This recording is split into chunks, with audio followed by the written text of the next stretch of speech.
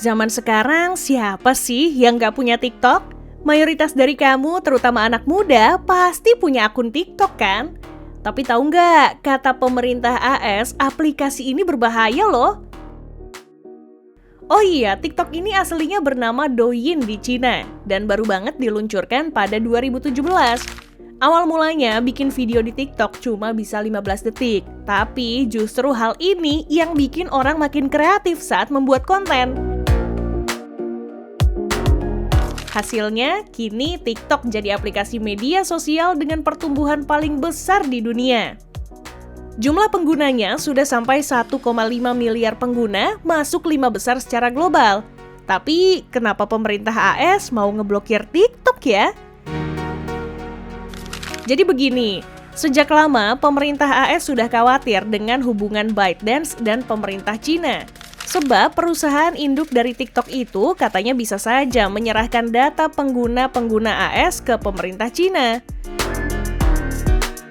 Soalnya, berdasarkan peraturan yang berlaku di Cina, pemerintah negeri tirai bambu itu bisa secara diam-diam meminta data dari perusahaan dan warga negaranya untuk kepentingan intelijen. Selain itu, pemerintah AS juga khawatir banget kalau Cina menggunakan TikTok untuk menyebarkan konten-konten yang dianggap misinformasi. Sebagai solusi, pemerintah AS memberi opsi ke TikTok, yakni pelarangan beroperasi atau melakukan divestasi ke pihak AS. Tujuannya ya biar data warga AS tetap aman. Nah, melihat adanya rencana divestasi dan potensi TikTok yang sangat besar, banyak pihak yang tertarik untuk membeli TikTok.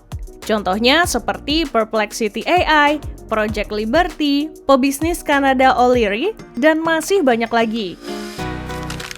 Bukan hanya yang minat, TikTok juga pernah ditawarkan dan disarankan untuk dijual ke banyak pihak mulai dari Amazon, MrBeast, hingga Elon Musk. Kalau kata analis Wedbush Securities dan iVest, kini TikTok punya nilai sebesar 100 miliar US dollar atau 1.637 triliun rupiah.